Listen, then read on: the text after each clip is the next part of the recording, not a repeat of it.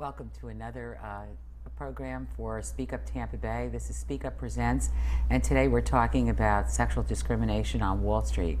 We're very happy to have with us today Susan Antilla, who's the author of a book called Tales from the Boom Boom Room in its second printing, or in its paperback form right now, I'm sorry.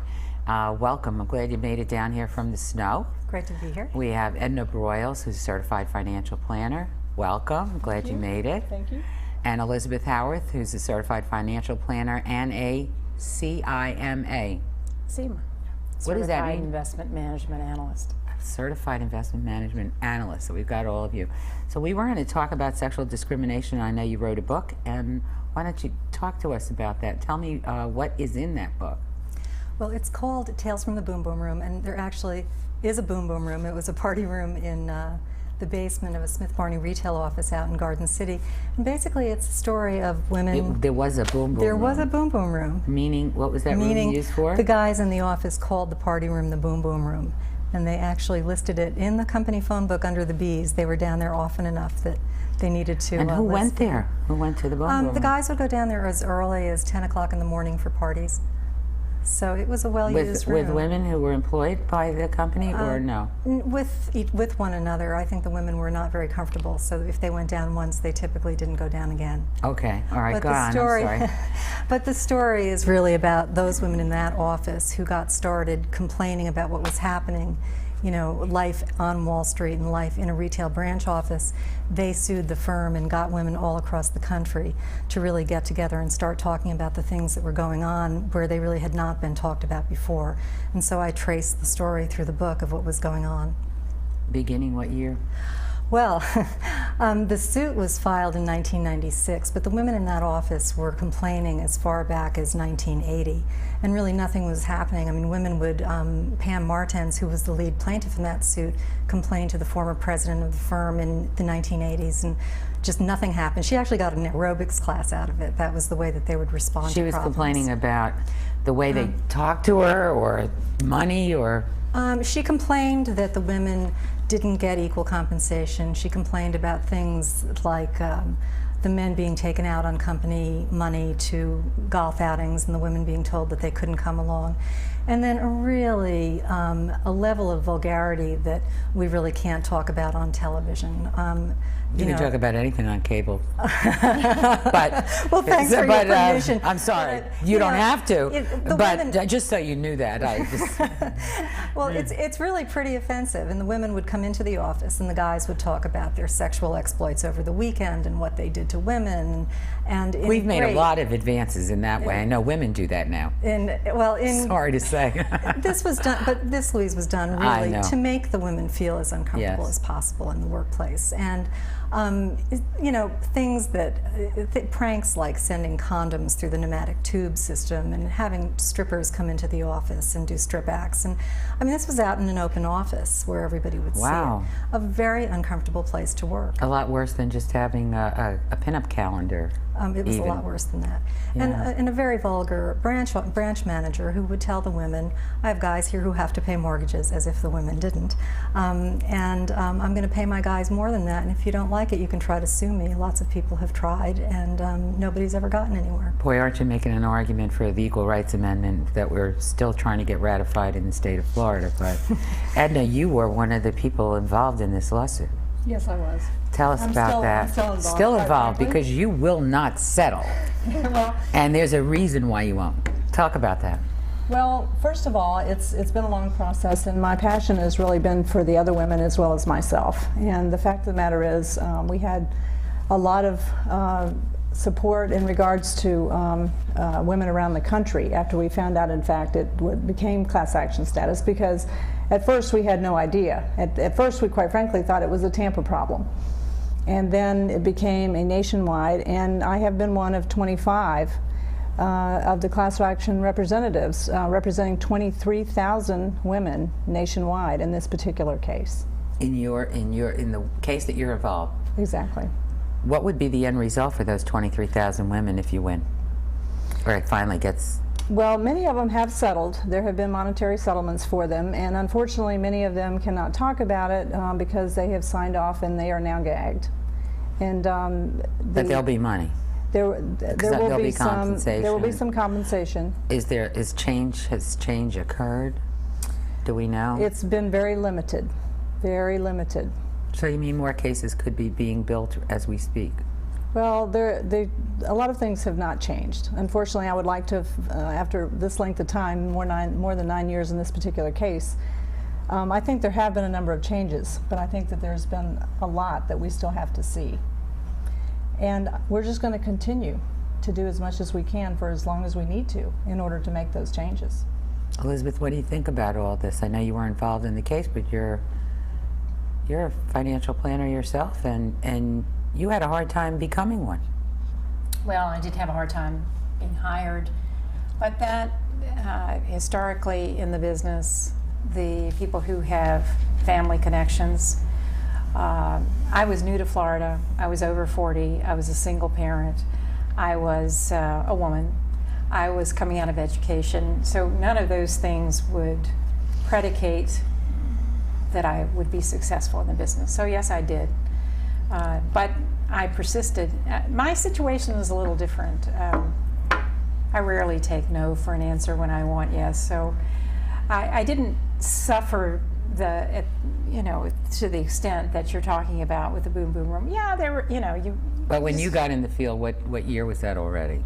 1990. Yeah, and they're talking about things that even occurred prior to that and culminated in the 96 lawsuit. I think it is a very tough business. There's no doubt about that. An awful lot of women choose not to be in it. It's difficult, particularly for young women, and I don't really know the answer to that. It's not even discrimination aside, it's a difficult business, and it is truly survival. And when you just put your head down and just do your job. I admire Edna tremendously because she has carried this banner, and in fact feel a little guilty about it. But I had, as I said, a single parent. I didn't have that luxury at that particular juncture. I also, my second year in the business, fought breast cancer, and I'll have to say my firm couldn't have been nicer, in that extent. So, and the things that were done before I came along were part of this. Did you feel as much support as a woman in one of your firms, which will be nameless, did you feel as much support as you saw that the men were getting? I didn't even make that distinction. And the reason I didn't make that distinction is because I didn't have the luxury of that, frankly. I didn't feel like okay, yeah, I'm discriminated against, and just, do my job. And because I had to. Right.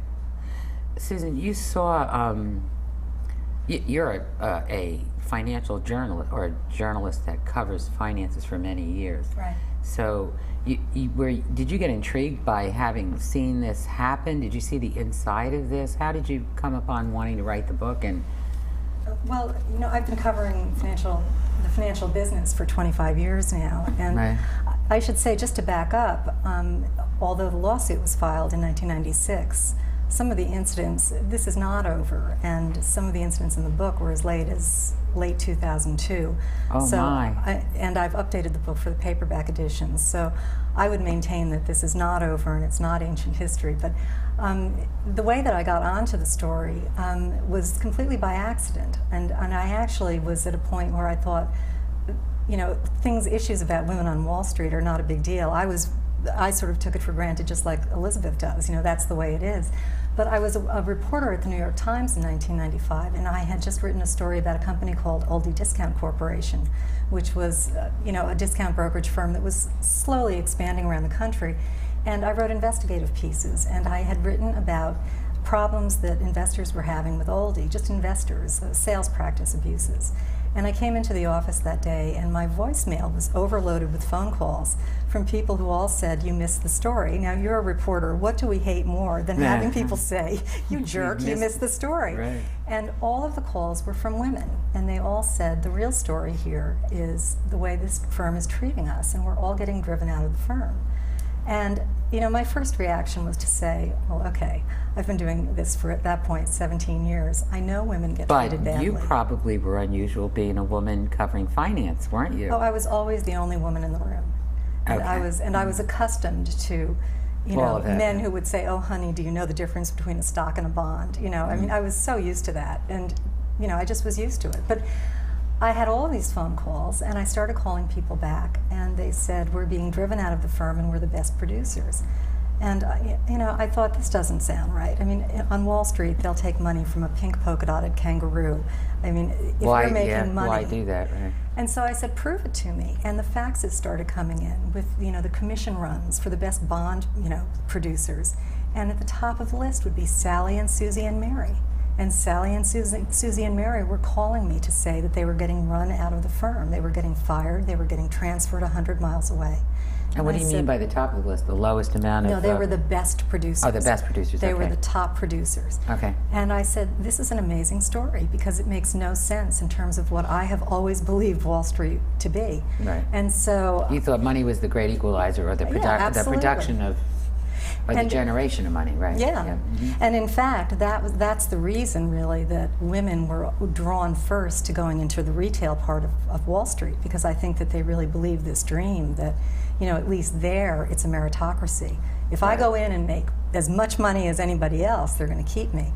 And so I pursued the story. A month later, we ran the story in the New York Times, and because there were women all over the country at this firm who had the same thing going on, and it was Edna and the lead plaintiff, the person who ended up being the lead plaintiff at Smith Barney, read the story, and I had no idea, but clipped the story and ended up hiring the same lawyers for the Smith Barney suit.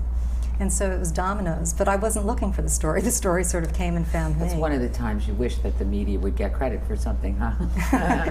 Well, actually... Once you bring it into somebody's awareness about an issue, that some change could occur, that some action could take place, that you caused an action by someone else, that you really made a difference by doing that. So it sounds like you did. I mean, I knew that it was a great story. Yeah. The flips, I mean, I'm really trying to say to you, I wasn't looking for it, you know. I know. I mean, but that's really how the ball got rolling. And I have to say, there's a lot of resistance to the story. Editors hate this story. They're very uncomfortable about it. They see it as a very risky Are the story. editors women or men?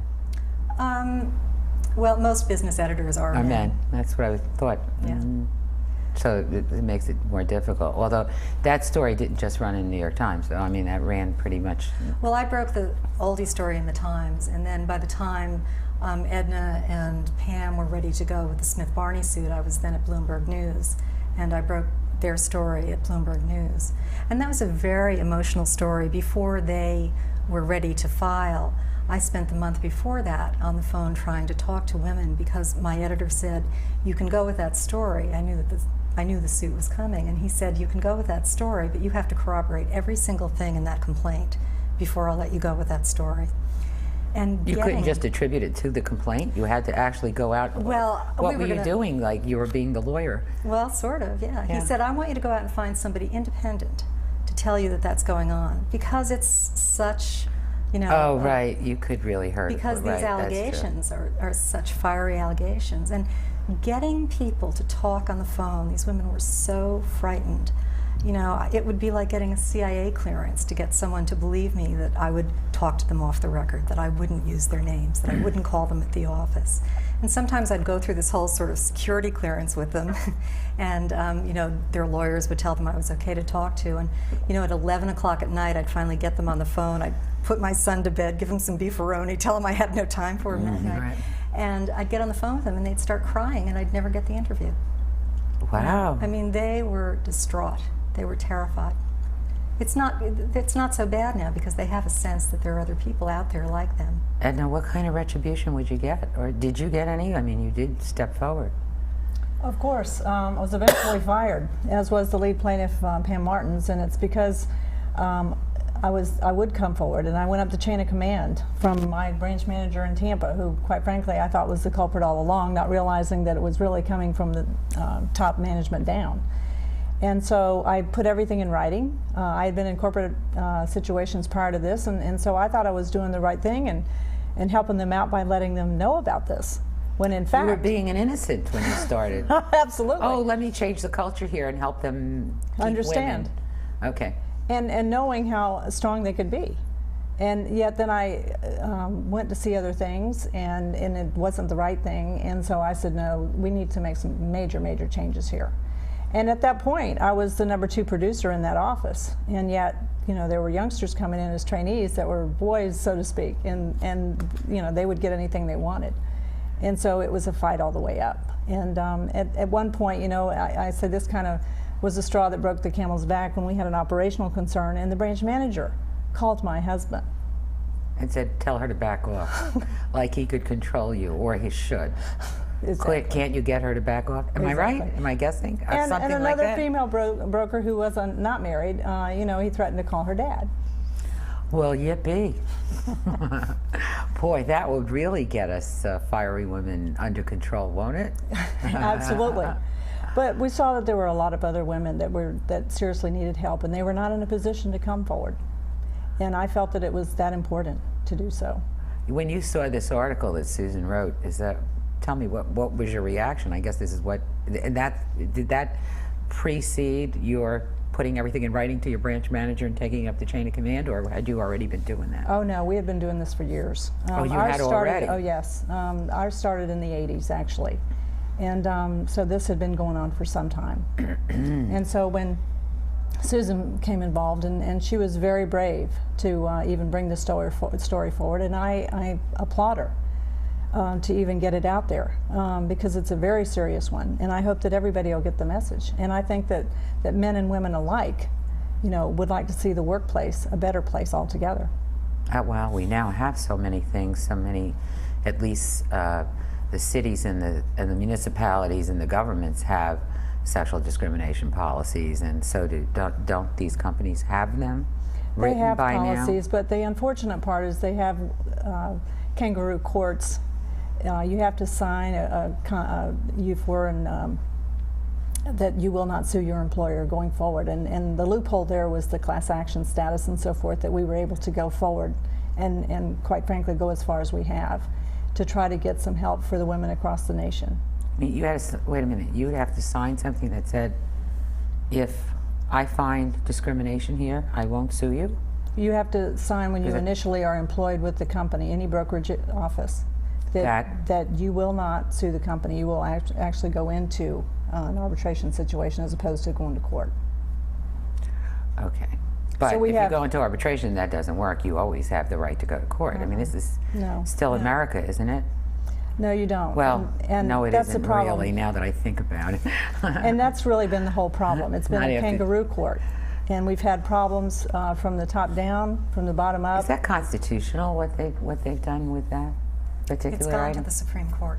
That the issue of whether or not you are forced into arbitration and not be able to go for it, and was that in place before you got going with your lawsuit? Oh, yes.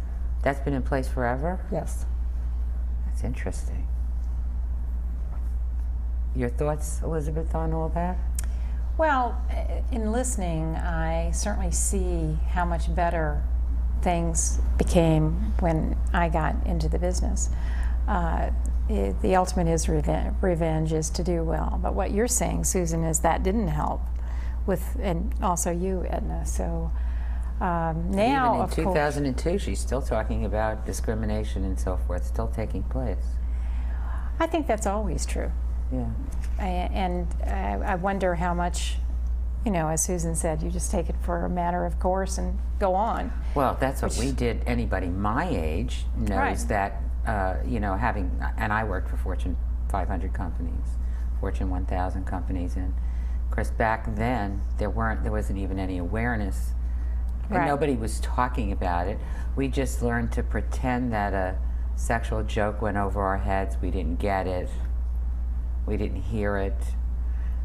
You know, a lot of the things that had occurred, you just kind of knew. You learned from the women who were a little bit older than you how to handle a lot of that. And I remember I was working for a very large company. I was in my early 20s, and I was standing on the coffee wagon would come around, big companies, how they would send these coffee wagons around so you could get your coffee in the morning, and I was standing online for my coffee. You can tell I'm a New Yorker. I said online, not in line. Someone tapped my backside while I was on that line, and I just automatically, from having hung around the New York bar scene, the single scene, just went up and just turned around and slapped him right across the face, and then thought I would be fired. Absolutely thought that I would be fired for doing that, and I shocked myself, but it was just such an automatic thing. And then I remember that it was a slap heard round the office, so someone, I got called in by the head boss, and he said, what happened out there? I said, oh, nothing, everything's under control. And then he said, now, something did happen out there, and you better tell me what it is. And I told him that, what had occurred, and he said, he owes you an apology. And I said, I'm sorry, please don't fire me, don't fire me. I'm so sorry I slapped him, I'm doing like that. And this fellow was way ahead of his time, because that was in the 70s, or early 70s. The boss man was ahead of his time and had something like 11 sisters or something like that. He was a Midwesterner with 11 sisters, and he made darn sure that that guy was called into his office, the guy that had done it, and then he had to come and apologize to me in his presence. But it was so unusual that I honestly thought I'd be fired. But most of the time you let these things go over your head and you just say that's part of the work scene and you do nothing about it. But I want to talk to you more about this. They want me to take a little break for a PSA, so we'll be back in just a minute.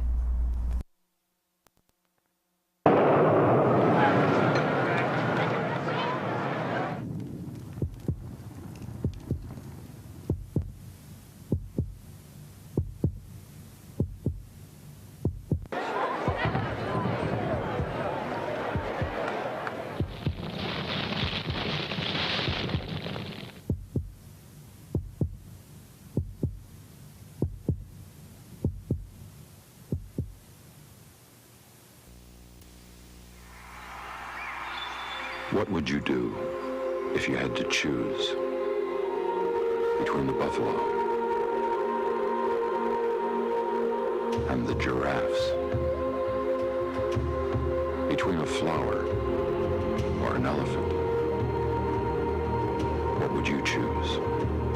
What if you had to decide between a 100-year-old tree and a million-year-old beach? Between drinking clean water or breathing clean air? Would you make the right choice? Would there be a right choice? Now there's a way to help. Not just one, but all these things. EarthShare, the world's leading environmental groups working together. It's one choice we can all live with. Ask your employer about workplace giving.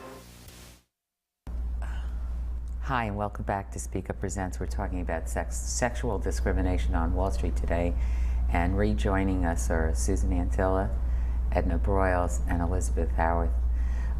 We were just talking about the mandatory arbitration. Could you elaborate on that? Is that something that is only within the financial services industry? Well, it used to be just in financial services, and as Edna said before, in order just to get a license, you had to sign away your rights to go to court if you had any dispute over anything. As a result of all of the publicity that came about after the lawsuits that Smith Barney's women brought and Merrill Lynch's women brought, it was so embarrassing to the industry that they changed that clause just slightly, and they said that if you have an employment dispute, you don't have to go to arbitration anymore. That really ended up not making any difference at all, though, because now what the firms do is, on your first day of work, they give you a piece of paper and you sign a private contract that says that you'll settle any dispute between you and your firm in arbitration. So it's gone from being government mandated through your licensing with the SEC, which is sort of unbelievable anyway, to being just a firm-by-firm issue.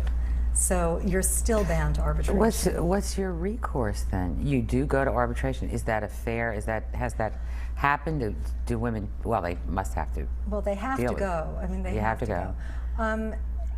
It has gotten better also as a result of their fight. So these fights have not been for nothing. They've really accomplished something. Now the arbitrators, it used to be the average arbitrator was a 60-year-old white male. The GAO did a study in 1994, and that's what they found. Now arbitration panels must include a woman. There is some limited discovery, so you can at least get some data about your firm when you go into your arbitration. So it's a little bit more fair than it used to be. How does that supersede our U.S. Department of Labor regulations and rules? Because as I recollect, you could agree with an employer that you weren't going to put in for overtime. But if you should have gotten overtime, it doesn't matter whether you signed away your overtime rights or not. The Department of Labor will fight for you to be restored the money that you lost. And you know, if they made you a particular kind, if shortchanged you in any way, like they do with, I know this most because I have 3 techie sons, but in the technical fields, if you're not paying at least, I think the number is $55,000 a year, you cannot not pay overtime. You cannot eliminate overtime. But they'll try it. I mean, you know, there are companies that'll try it and be unfair to people. But the Department of Labor says even if you knew that, even if you were told that, even if you agreed to it for 10 years, the employer still has to come back and be fair to you, because we have laws on the books about how one is treated from a U.S. Labor Department standpoint. Not every single employee in the industry is a licensed person, for starters. These are brokers, analysts, people with licenses are the people I'm talking about here who are bound to arbitration. They're still... Well, I realize that. I know where you're going with it. They're still employees, they're still labor. But it's gone all the way to the Supreme Court, and the Supreme Court said in 1991, if you go in and sign that piece of paper, you have signed a private contract. And that's that. But you could sign a private contract, a loan shark agreement, and it would be invalidated because it is against the law to sign such a document. This is what Edna and Elizabeth and you know, any women who work in the industry. And if you say I don't want to sign that, you can't get the job. Is that the deal? Well, not only that, there have been firms. There was a case where a woman named Susan Desiderio wanted to switch from one firm to another, had gone through a terrible arbitration, and she went to a new firm and she said, all I want to do is cross out that one clause about arbitration. And they said, we have no problem with that, cross it out. The National Association of Securities Dealers wouldn't let her do it, even though she and the firm agreed. It was a government issue, and the industry wants to protect this right. Wow, what power. Yes, it's a lot of power. People have lost their jobs over this, have they not? You mentioned you did, and do you know how many women have lost their jobs over trying to go after these companies? Or? Well, I can tell you how many women have lost their jobs since the recession that we went through recently. In the New York metro area, which is where we have the most people who are employed in financial services, if you look at the jobs that we had at the peak in the end of 2000 until 2002, after you saw all the effects of the recession and 9/11 and all the terrible things that we went through up in the Northeast, we went from 557,000 people employed up there, and 2 years later, 72,000 women had lost their jobs, 14,000 men gained jobs. It's really quite extraordinary. Well... That's from the Bureau of Labor Statistics. But that's not giving you any causes. Don't you think a lot of women... I know a lot of people who left New York. I mean, the day it happened. They weren't all women. No, they took some men with them, but they got out. And they just said they took some small people with them too. They even took pets. But they weren't I'm sure all there's women. less pets there now too. They weren't all women. And even if you, no matter how you look at this, Louise, I mean, if you look at Securities Industry Association numbers, the trade group for the industry, in 1999 you had 43% women in the industry. Today you have 37% women. Okay, if you look at it like that, that's different. Okay. And if you look at a little 47%, does that include 37 now from 43? From 43, does that include? That's just women brokers, licensed? That's everybody in the industry, all employment in the industry.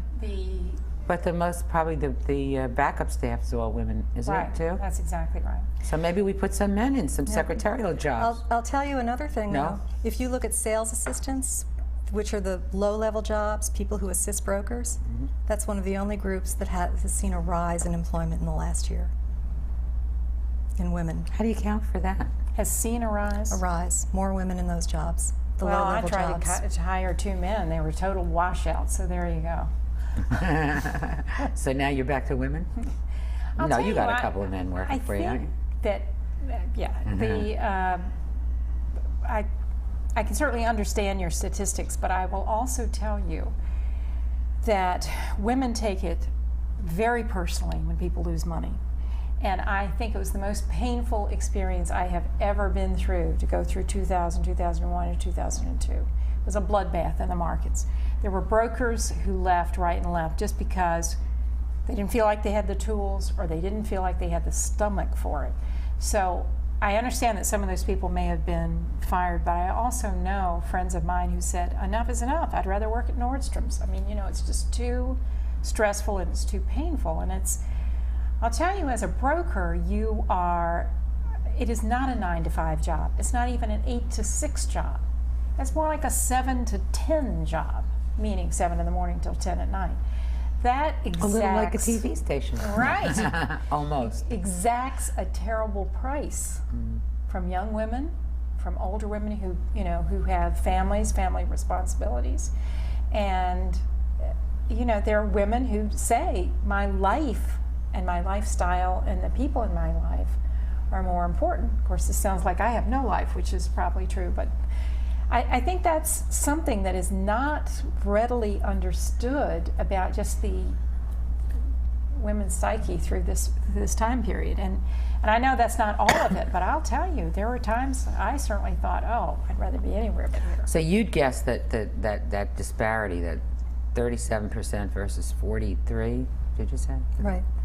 Might have been just women's natural sensitivity to a lot of things. I don't know. I'm not saying Yeah. a cause and effect. I'm saying that that's something that's often not considered. Certainly there are fewer sales assistants than there were in my particular small arena. I don't know. There are also fewer brokers, and there will be 50% fewer brokers in 5 years than there are right now, in my humble opinion. There'll be, say that again? 50% fewer. And how will we get services then? Oh, do you think it's as a result of people taking control of Retiring? themselves? Retiring? No, I don't think The people taking themselves. control of their own money, I mean, or No, I don't think the it's gonna be internet or these kinds of things? I think each one of us who stays in the business will serve more people. There will be lots of asset gatherers, but there won't necessarily be brokers. What do you think about the loss of women in the field?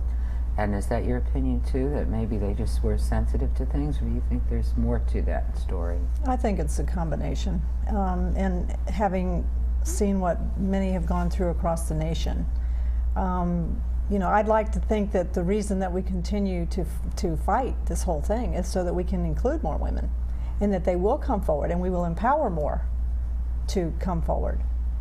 And I happen to think that women are trusted, maybe more so with people's money. And so I would like to encourage women to come on board. And it is not an easy position.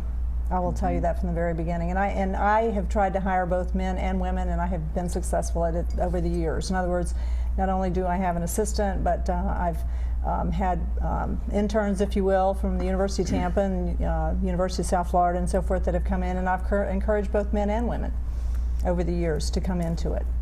And I think that they see that it is a grind, and it does take quite a bit, but I think that they can certainly do it, and I think it's a position that women can be very, very successful. That's so. You think you'll see some more women? I certainly hope that we're paving the way for them. Are we seeing them in the colleges or I'll tell certified you. financial planning school or these kinds of things? Do we know any statistics on that, whether women are coming through? They've certainly, in my particular office right now, they've tried to hire any number of women. And whether they're choosing badly, you know, they are under such pressure to hire women right now that a female walking in pretty near gets hired, which is also bad because... Why are they under pressure for that? Because they're trying to actually get a better balance of women in the business. Do people ask for women if they call your firm or other firms? Do you Sometimes think? they do, yeah. They say, I want a woman. Yeah, for years when I buy a car, the first thing I do when I walk into the dealership is say, when all those people say hello and they look like they're going to like grab you right out of the seat of your car. I mean, you're not even sure you're stopping there yet and they're outside, hello. If you don't have a woman here, I pass and won't buy a car from a male. I mean, there's certain things you want to try to give business to women, and you want to know if the place even has a woman, you know, that's in their employ. So, I mean, there's lots of things we can do about, you know, the way we spend our money. As you put it, we have a hold of the money most of the time, even though they're just finally realizing that. Like whether it's ours, you know, yours is mine and mine is mine, right? Yeah. You know, our theory. And so even if it belongs to somebody else, we usually are the ones that help make that decision or do make the decision, right? So that may be why they're looking for women. And more women inherit money and so forth. But our case actually mandated that they hire more women. That was part of the whole agreement. And so Oh, it nationwide- was? Oh, absolutely. And you know, it's no secret that managers are given bonuses to hire new people, and so they may get a little extra to hire women. Very good. How about the loss of women since, okay, the women that did settle, did anybody follow them? What's happening with them? Are they doing better, worse, or did they get out of the business, or could they work for somebody else afterwards? What happened to them? Most of the women who I read about in the book are not in the business. Most of the women who have been sexually harassed in the business end up without a job. And most of the men who harass them keep their jobs. Who's choosing is that? They end up out of a job. When you say that, that sounds like they got canned. I mean, Edna was one of the stronger ones. She didn't leave the industry. She got another job. But sometimes by the time you reach a certain point and you've endured a certain amount of things, you know, especially if it's sexual harassment, some of these women went through an awful lot. You know, bosses exposing themselves in the workplace and following them into the ladies' room and throwing hot cups of coffee at them. You know, some you mean of the things. Because they joined the lawsuit, or prior to that? No, even? prior to that. Prior to that. Exposing my book themselves to- and my book isn't right. entirely about Smith Barney. My book, I talk about, I think, 15 different brokerage firms in my book. Right. So, but my point is just that, you know, not everyone has the stamina to stick with it, and you do get a certain black mark on you when you speak up, and so it's hard to get another job. So, a lot of the women who I track in the book are doing nothing. You know, I mean, some of Boy, I them hope had, their settlements were good. well, some of them had nervous breakdowns. I mean, there's a lot of bad stuff that happened to people. Wow. A lot of the men, well, actually, there's not a single man I write about who has any paper trail about what he did. And you can't sue them. Smith Barney and Merrill Lynch's women found a loophole for a lawsuit, but for the most part, as we've discussed, you can't sue them because of the mandatory arbitration clauses. So the only way you can show anything on a man's record is through his National Association of Securities Dealers files that are kept. Okay. And there's not a single man I researched in 3 years working on the book who has any sign of anything on his record. Nothing. If you can't sue the company, per se, for sexual discrimination, could you sue directly the person doing it to you? The male? I mean, what prevents you from mounting a civil suit against someone? Because I thought you could still sue anybody for anything, whether it had merit or not, and then of course if it's frivolous, it's thrown out and so forth. But you can initiate a lawsuit based on something. Is that not correct? I mean, couldn't you have gone after? Could you go after someone who made your life unpleasant and skip the employer if you can't get to the employer? Or Not if it all comes back to the saying employment that place. Right. The employer. And I've had lawyers, I've had people ask me the question for these women who claim that they were raped by branch managers and things like that. Oh dear. Why not bring a criminal case? Right. And I've gone to lawyers and said, would you take that case? And they say, not a chance. And they say, Susan, lawyers don't even want to take rape cases, because what happens in a rape case? Just a plain old rape case. The woman gets blamed, she gets investigated, they try to find all of her old boyfriends. I mean, lawyers don't like those cases.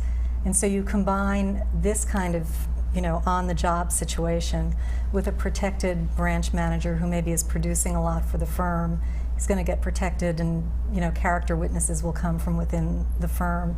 It's just a crazy case. Nobody's going to want it.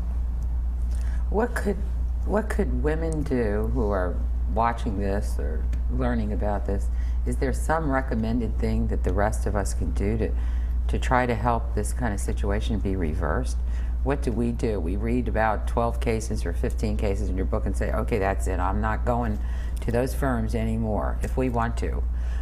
Or I'm going to go to those firms, but I'm going to talk to them about what their policies are today. How do the rest of us help this not happen to the women in the financial world? Do you know? The first thing is I say don't give up. I mean, I think that Edna's a wonderful role model for this. Absolutely. And people say to me, what would you tell young women? Should they not go into the industry? And I say, absolutely not. That's giving up. That's just letting the existing power structure keep what they want to keep. And we all know sexual harassment's not about sex, it's about power. It's about people, making you uncomfortable and wanting to keep the power. You have to speak up when something happens on the job. You must. You have to do something about it, even if you think human resources is worthless and all of those things that you hear, because you've got to get some sort of a, legal something going. You have to put it on the record.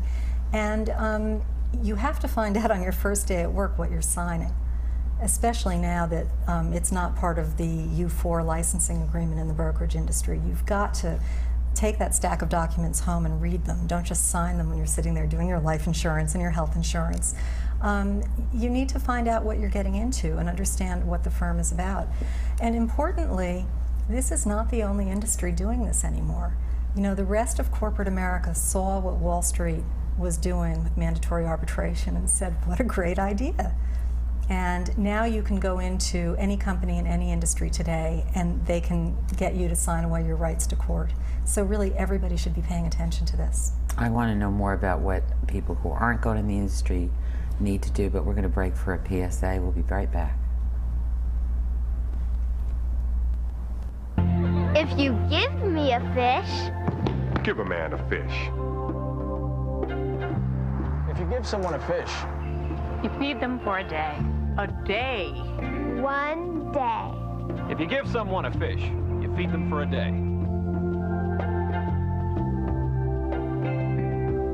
But if you teach a man to fish... Teach me to fish. Teach someone to fish. And you feed me for a lifetime. A lifetime. My whole life. If you teach someone to fish, you feed them for a lifetime. Give me a fish, and you'll feed me for a day. Teach me to fish, and you'll feed me for a lifetime. Through Volunteers of America, you can help change lives in your community. Find out what you can do. Give us a call. Plant a tree for your tomorrow. The Arbor Day Foundation invites you to celebrate life and plant a tree. For the first day of school and the last. To bring songbirds close by. To celebrate a new life beginning and a life remembered. Plant a tree to help clear the air. To celebrate two lives coming together and a new home. To conserve energy. To celebrate a good report card and a good life. For all those special times, plant a tree. Each tree you plant makes a difference. For a better neighborhood and a better world. Plant a tree and put a smile on the future. For your free Trees for America brochure, write the National Arbor Day Foundation. Plant a tree, trees for America. Plant a tree today for all the world to share. To cool the city, to celebrate Arbor Day, to clean the water. Welcome back to Speak Up Presents. We're talking about sexual discrimination with Susan Antilla, who came here from New York and the cold north, Connecticut, wherever. Edna and Elizabeth, who live here. So great, glad you're all back here. I want to talk about what can we do about this, and I think you said something, Elizabeth, that everybody has to hear. You said it on break. Well, I think each one of us has to look out for ourselves, besides the legal means. This is the bully on the playground. Sooner or later, you got to stand up to that bully. You might get smacked around, but you know it's not so likely they'll bully you again. I of course had an older brother. I learned really early. Wasn't any point being a peacenik. It wasn't going to get me anywhere. So that's been my mantra. That you know. Speak Up, that's the name of the show, you know. Exactly, it's the that's name right. of the nonprofit that runs this public access right then and there, facility. not to think it's going to get better by being quiet. And that it'll go away. All of this will go away. Someone else will get up and speak. You said something good. Throw coffee at the guy. Well, but then you'd probably get, you know, a McDonald kind of lawsuit out there. Yeah. No, I just mean be loud. Literally or figuratively. But I think that you have to take some responsibility yourself, not wait for the Ednas of the world to stand up for you. You know, you've got to make a stand. And if you're a quiet person, probably you corporate America. There's a woman behind you who is watching this who's going to stand up for you right then. I think that you can't. Whether it's the medical profession, you know, when you're dealing with the medical profession, you've got to have some knowledge and speak up for yourself. Oh dear, you can't get through the medical system at all if you can't. That's right, up exactly. Today. I mean you're going to get creamed. So what we need to teach 9 hours to daughters, get my mother in the hospital on Saturday, but I persevered. Right, our daughters, our granddaughters, those people who are around us. Many young women don't realize they're being discriminated. They think that was an old problem that we old ladies had. They don't even realize it until you show it to them. I had a young woman working for me, and when I wrote No Girls Allowed, discrimination against women in Tampa, and she said, you know, well, thankfully there isn't that discrimination anymore like there used to be. And I said, excuse me, I think I remember you telling me there was a guy down the hall who big offices who would come by, and if I weren't in the office, he would sort of make you feel very uncomfortable. What would you call that? And you didn't know if you should like tell him go away because you thought I would be mad at you or something. And she said, yeah. I said, that's what that is. That's using power in a way to make you feel very uncomfortable, and you felt odd. And she said, oh my God. And I noticed young women don't notice these little nuances so well. They think the battle was won already or something. Well, I think that not only the workplace, but I think in encouraging young girls today, I would certainly take a law course or two. And for instance, in this particular case, that certainly has been a nationwide situation for all of us. And I will tell you that out of the 25, and I was just one, I was the only one that objected at the settlement talks and mediation in Chicago in '97 in regards to a number of the ways that things were happening that had standing in the end. Eventually, Pam and Judy, who were in New York, opted out of the settlement to go on or try to go on to court. But what happened is the attorneys were paid ahead of the victims, and I was vehemently against that. Still have a problem with it. They were to have neutral arbitrators in the mediations and so forth, and yet they used the Duke Adjudication Center, who had had a 20-year investment banking relationship with Smith Barney. They have used Duke, a bastion of sexual equality, I'm sure. Which was very, very seriously involved in my case. What is it, 90% fraternities over there? I don't remember. But I will tell you, since my case and a number of correspondence through them, that they have shut down that adjudication center. Today it does not exist, with the exception of one person who I think answers the phone call there. There were a lot of tricky things that went on in this case so far, weren't there? And I remember you telling me over There's the a lot years. of things that I just don't think that people were aware of, because I think they tried to divide and conquer, and then they felt like they weren't going to have researchers and people that would delve into what we needed to do to accomplish what we were going to accomplish eventually.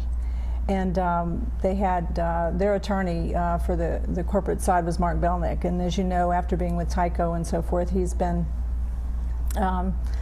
indicted on 2 major counts and criminal charges, which he's going to, come into court by the end of this month.